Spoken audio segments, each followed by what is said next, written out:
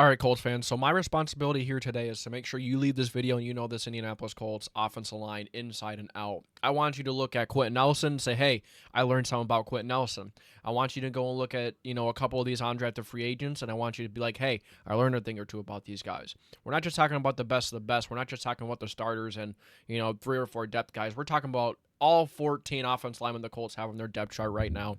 Courtesy of OurLads.com. Thank you for your in-depth, your in-depth depth charts much better than ESPN's. On OurLads.com, you get to see where the player came from, how they got to that team, and they show more than ESPN shows. ESPN shows like the top 4 at each position, and you don't always see everyone that is on the depth chart.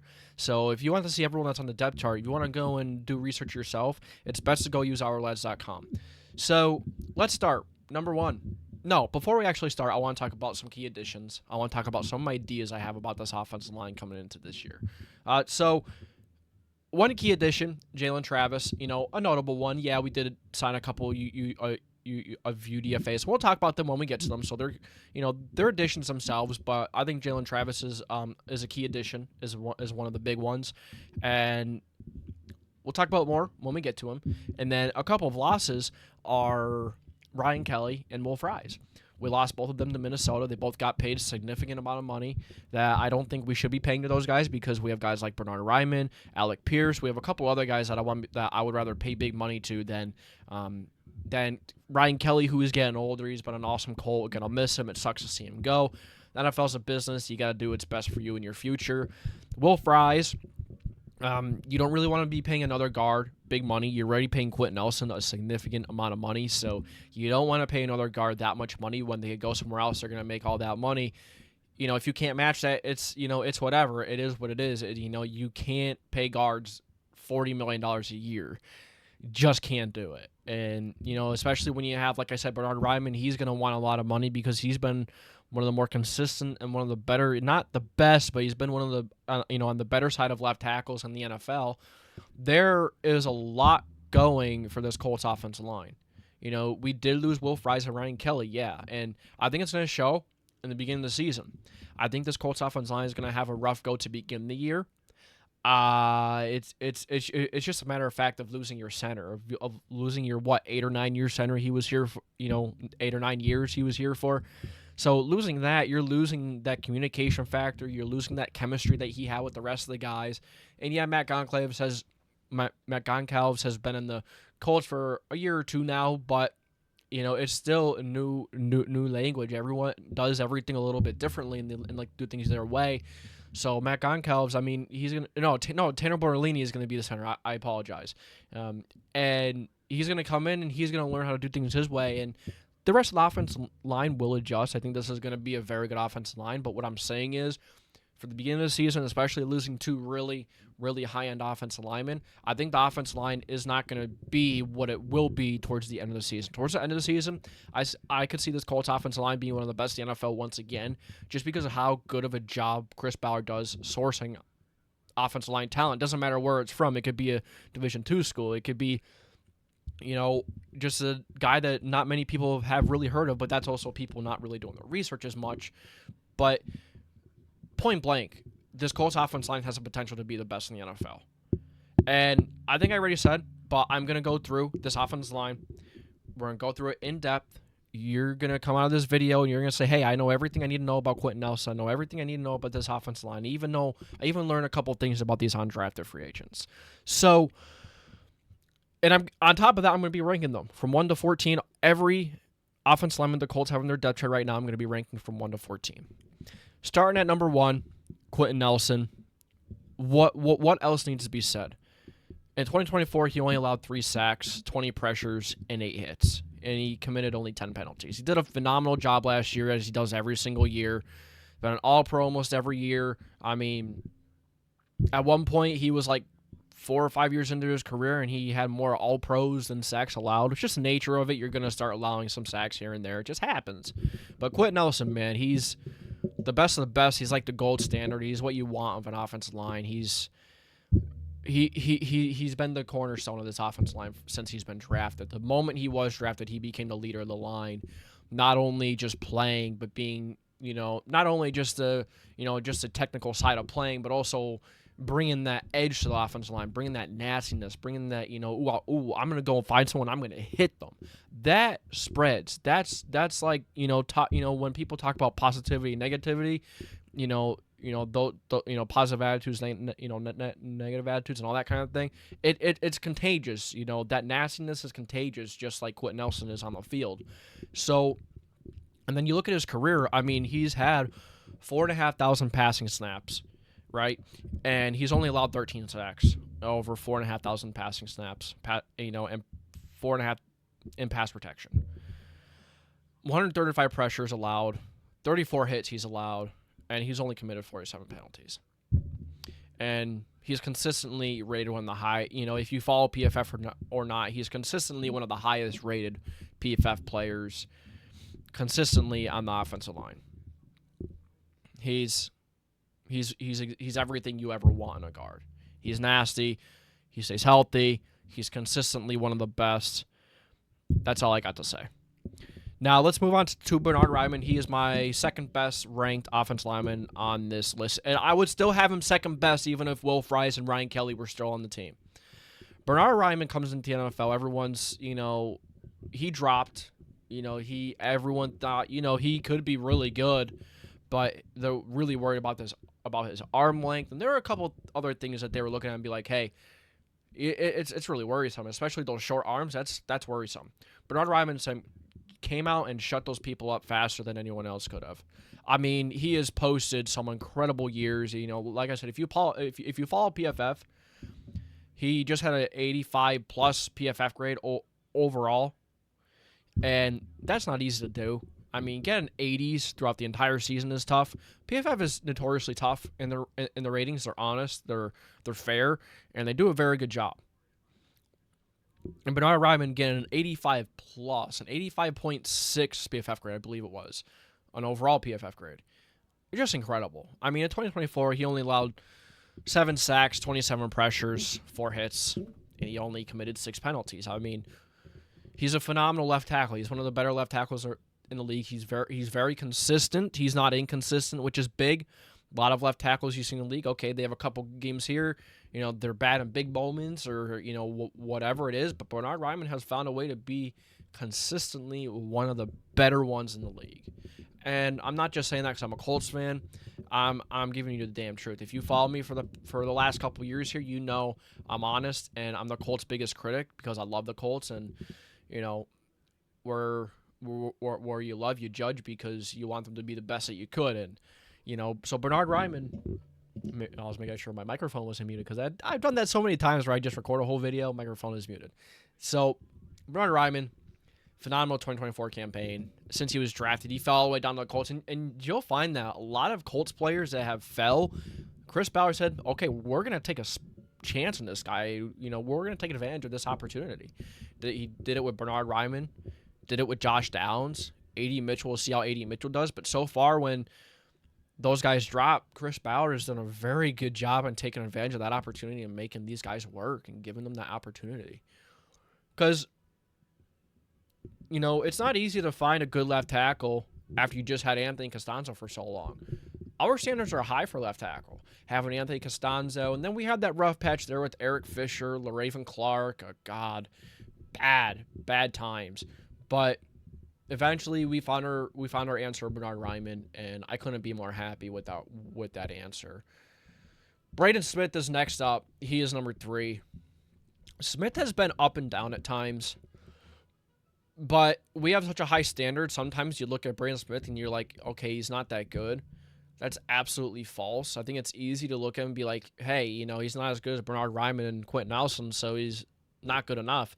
It's absolutely false. I mean, Braden Smith has been another really consistent right tackle. I mean, there's a reason why this Colts offensive line has been one of the best offensive linemen and the most consistent offensive line for the last couple of years. You have continuity. You have so many familiar faces almost every single year. Yeah, you're going to lose guys here and there. Like, you lost Ryan Kelly and Will Fries. You're going to lose people. Like, you lost Mark Lewinsky. He was good for a couple of years. You lost him.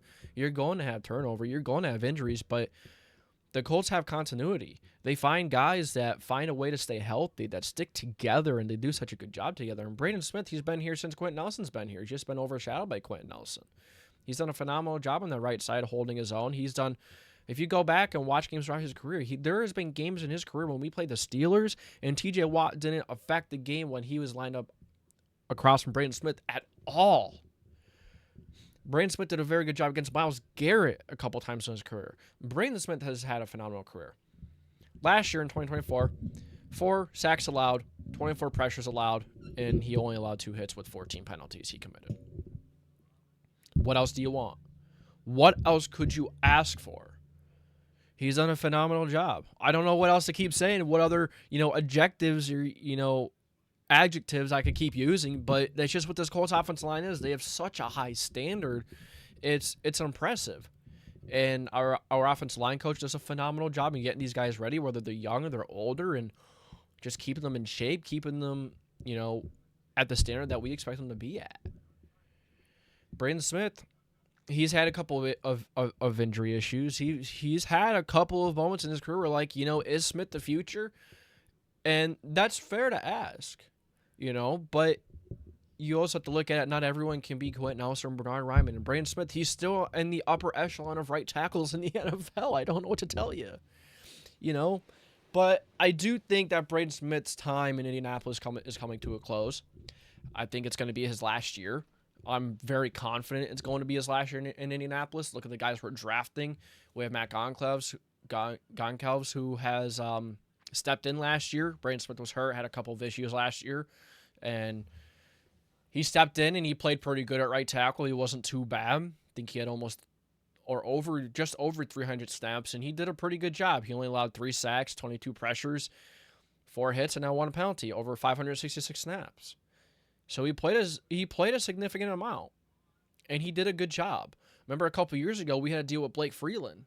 That was not good. He did not play good, and Matt Goncalves, he stepped in right away, and he played pretty good. And that kind of brings us right to number 4. Yeah, Braden Smith is number 3. He's very good, but I don't think he's going to be on the Colts after this year. And then, of course, with drafting Jalen Travis, that's another guy from Iowa State. That's another guy that's probably going to take over the future there. It's going to be between Matt and Jalen Travis for that right tackle position in the future. That's going to be a big position battle next year. A big one. Who's going to be the swing tackle? Who's going to be the starting tackle over there? It's going to be a conversation next offseason. I can tell you that right now, because I'd rather pay Bernhard Raimann than Braden Smith. Raiman's getting younger. We have a couple of young guys who are hungry in Jalen Travis and Matt, who we've just talked about, who are a little cheaper right now. So like I said, Smith's getting older. He's had some injury concerns, but he's done a phenomenal job here in Indianapolis, and it's going to suck to see him go, but it's just going to be one of those times where, hey, Smith is a good player and you'd love to re-sign him, but in the NFL, you only have a limited amount of resources and money, so you have to move on. You have to try and trust these young guys, and with how good Chris Ballard is and the eye that he has for talent, I have no question in Goncalves or even Jalen Travis to fill in and be the answer at right tackle. And there's plenty of competition, so they're only going to make each other better. This is why Chris Ballard and this Colts offensive line is so good. There's constant competition. There's constant drafting new guys to bring in competition and get ready for the future. And Chris Ballard's done especially a better job of doing that lately. And that's why I think Chris Ballard should remain the Colts GM for quite some time. He has made some questionable decisions, but but now he's proving that he's changed his ways a little bit. All right, Matt Goncalves. I don't want to get off topic too much. I don't want to keep you guys here too long. We're already going 13 minutes, and we're only at number 4. Matt Goncalves, like I said, 3 sacks allowed, and almost 600 snaps he played. I think it was 300 and some. No, it might have been 267 passing steps. I'm trying to remember at the top of my head. I was just looking at them. Somewhere around there. Might be closer to 300, but. And then, yeah, he did allow, a few pressures. 22 is a bit. But, for stepping in, short-term notice, didn't really know what's going on. He's a rookie. I thought he did a fine job. He did a more than fine job. And this is a guy that's going to compete with Jalen Travis. It was only his rookie year, so there's not really too much to talk about him, in terms of going on about, how he's been his career and that type of thing. There's not really too much to go off of, but this is a guy that can be the future right tackle. him or if Jalen Travis has something to say about it. These two are going to fight for that spot. All right, next up we have Tanner Bortolini. I ranked him as number 5. Our top 5 starters are ranked well. You know what I mean? You don't ever want to have, questions. You don't ever want to have too many questions where it's like, okay, oh, wait, hold on. No. Yeah. You don't want to ask questions like, okay, you don't want to confuse if a depth piece is a starter piece or if a starter piece is a depth piece. No. We're pretty confident on who the top 5 starters will be, unless there's a surprise in training camp, but someone just blows the coaches out of the water, which Jalen Travis has the ability to do that. He's a little bit raw, but he's big, and he has a lot of great physical tools. You might just want to get him out there right away. But Smith is going to start. Jalen Travis might be the swing tackle, so Goncalves might lose some playing time, can maybe step. Jalen Travis can also play left tackle, too. All right, I'm sorry. I keep getting off topic, but there's so much to talk about this offensive line. Tanner Bortolini, I think he's going to be fine at center. He's got more potential than Ryan Kelly. And like I said, I think it's going to take a couple of games. I think it's going to take a little while for this offense line to get used to Tanner Bortolini, because if you look at this line, they've only played with Ryan Kelly and a couple of the backups here and there, but their main man guy and Ryan Kelly, now they're going to have to permanently shift from that, and they're going to have to get used to Tanner Bortolini, because I solely think that Tanner Bortolini is a future at center. I think he's going to be a very good center for us for a while. I think he's like I said, he has higher potential than Ryan Kelly, and it's just going to take a little while. Ryan Kelly did such a good job in terms of not even just playing, but the communication, a leader in the locker room. You got on the list, Kelly did it all. And Bortolini has the ability to do all that and more. We'll see if he could really step into this spot of communicating effectively, though. And centers are at a premium in the NFL right now. There are not a lot of teams that have a really good center, and a lot of teams that look at center and be like, hey, yeah, this is where we want to be. No, a lot of teams in the NFL are like, yeah, center is a rough spot right now. They may have something good or just below average. You're like, okay, that's probably enough, because that's how rough the center position in the NFL is right now. There aren't a lot of good centers, and the fact that the Colts maybe moved on from one of the better ones in the NFL, Ryan Kelly is a premium center in the NFL. He's one of the best centers.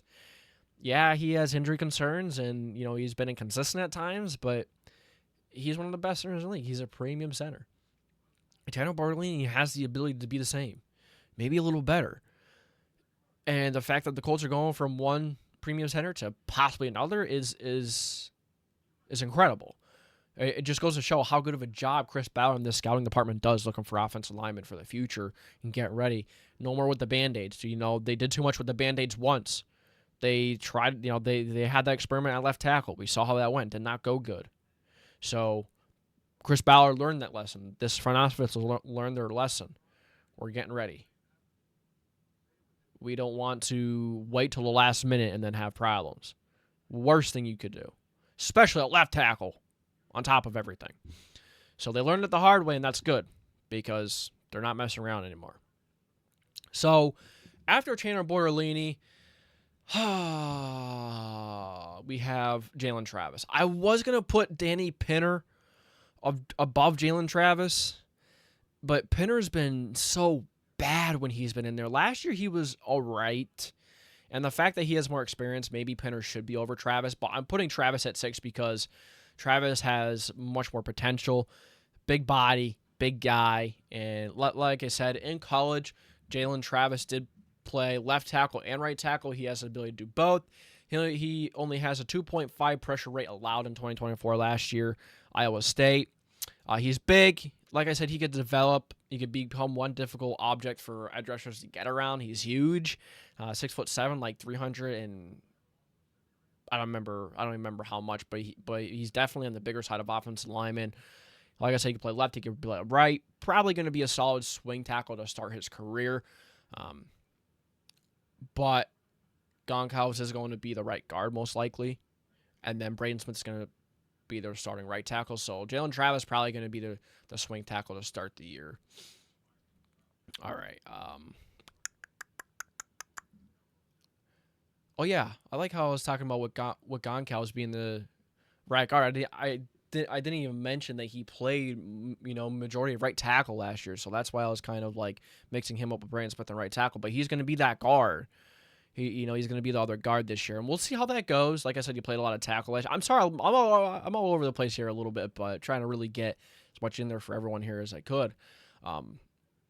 Goncalves, I mean, in the future, maybe he will be that right tackle. Maybe he will fight for right tackle with Jalen Travis if he doesn't work out at right guard, which is possible. I mean, some players kick in, they don't work out. I mean, Braden Smith is a perfect example of being the opposite. He was at guard.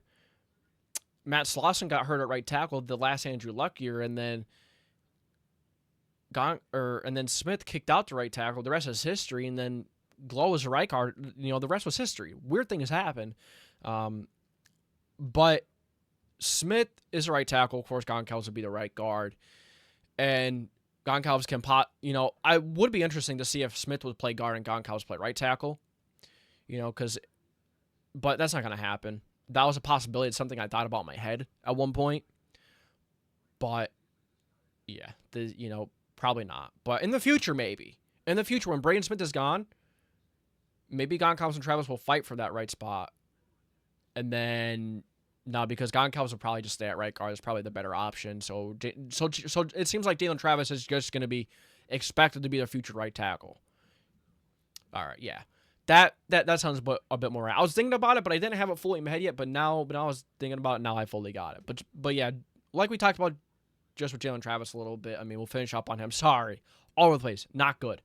But he's very raw with physical tools, with high-end physical tools.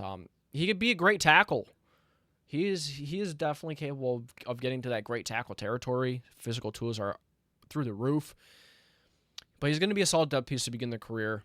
And he's possibly going to be in a position battle to win that right tackle one with Goncalves. Maybe he'll kick in the right guard. You never know. Crazy things happen. But, all right. After Jalen Travis here, we have Danny Pinter. This is when we start getting into the rough territory. I mean, Pinter, I think, is a better backup guard or a backup center than a backup guard. Whenever Pinter has been at guard, he's been pretty bad. Has not been good. He's not really good in pass protection, I've noticed. He's much better in the run game. But passing-wise, he's gotten better. He played over 100 snaps last year. He's gotten better, and I could see it in the pass protection part of his game. Still not great. Still not where you want to be at. But he is a backup. Being a center, I think he's a better backup center than even a depth piece at guard. He's solely a backup center. Could step into guard in emergency situations. But Pinter is not really that great. He's nothing special. He's just an emergency depth piece, I see him as. But he's a depth piece at that. I mean, all of your depth pieces aren't going to be perfect. It just is what it is. Wesley French. He hasn't really been too great either. I mean, he hasn't played much. Not really too much to talk about there. Unfortunately, the French and the Fries are never going to be able to see that on the sideline again, as Fries is over in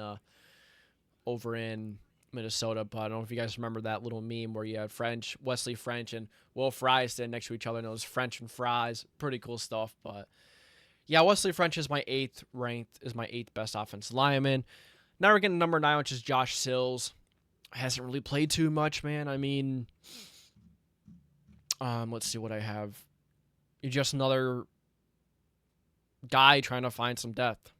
The Colts trying to find some depth. Just another, swing for the fences. Hasn't played too much with the Eagles to begin his career, and then he went to the Colts. With the Colts now, obviously, but yeah, not really the guy. Just another depth piece fighting for a roster spot. Dalton Tucker.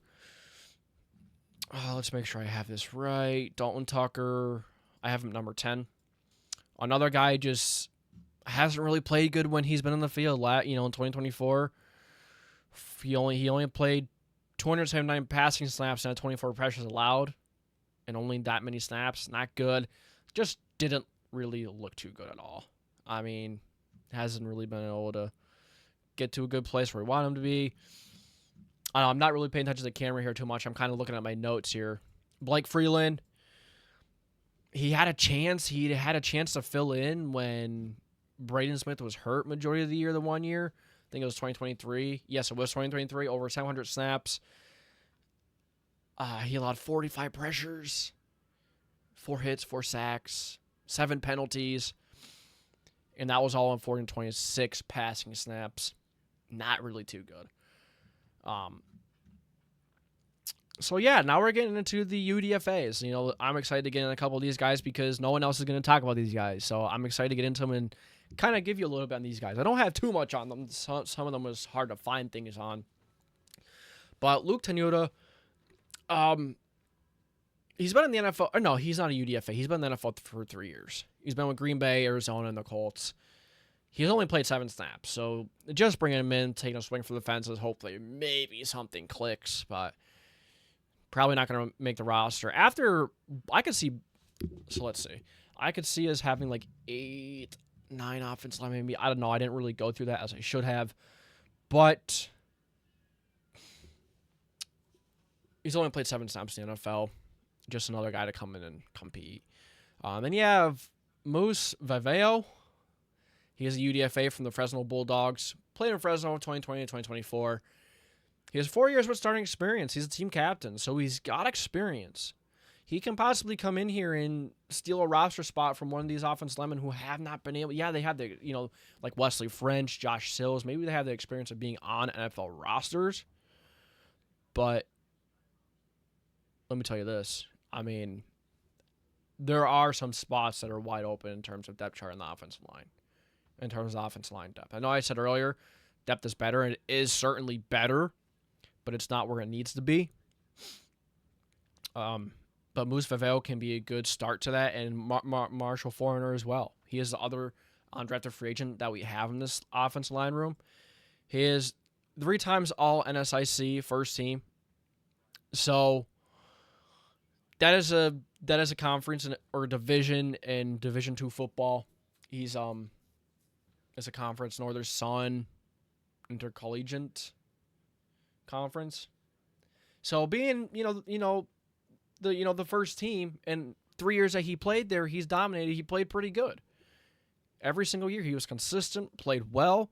Was very smart. He was in the academic All-American first team. The Don Hansen All-American second team for the Division II All-Americans, and then, or it was just for the conferences, I believe, actually. And then they had it was an All-American second team for the AFCA. So, I mean, these 2 guys that are just UDFAs, they have experience. One guy has experience, 4 years of experience from Fresno. He is a captain, started 54 games. It's good. We'll take that. And then you have Marshall Foreigner, 6'7", 305 pounds, and he's have all these awards, all these accolades that he's got in Division II football. When you play Division II football, you kind of have to dominate to have a chance to get to the NFL, and he did that.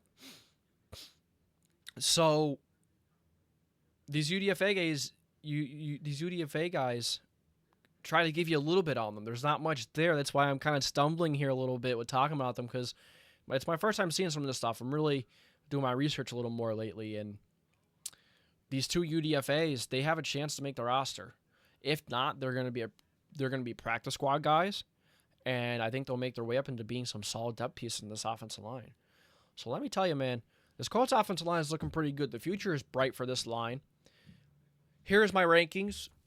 You had Quentin Nelson 1, Bernard Ryman number 2, Braden Smith number 3, Tanner Bortolini is 4, Goncalves is 5, Travis is 6, Danny Pinner is 7, Wesley French is 8, Josh Sills is 9, Dalton Tucker 10, Blake Freeland 11, Luke Tenuta 12, Marshall Foreigner 13, and Moose Viveo 14. So there's your Colts. Every player in the Colts offensive line depth chart right now for the Indianapolis Colts. Going for a half an hour here. I had a lot to talk about. Really wanted to go through this group, and I took it as my responsibility for you when you're done with this video right now. I hope you learned something from this video. I hope you come away from this video being able to go and tell someone and have a debate with someone and talk about some of these offensive linemen. whether it's having a debate or just being informed and knowing about your favorite team's offensive lineman and every single player, not just the players that everyone else is talking about now. I'm here to inform you and give you the best that I have on every single player on this depth chart, because every single player is on the team that you love, and you want to know as much as you could. You want as much content as you could, so here you go. Appreciate you guys for stopping by. This is another segment of the Horseshoe Hustle. I feel like this segment was a little all over the place. I think I need to improve on being a little more organized. I have all my notes here, but I was just jumping around too much. So I appreciate you guys stopping by. If you enjoy this video, make sure to like, subscribe, put that post notification bell on. Next, I think we're moving on to the defense next. Talk about we have tight ends, Tyler Warren. We have the tight end room to go through. So appreciate you guys for stopping by. This is another segment of the Horseshoe Hustle, and I'll catch you guys next time.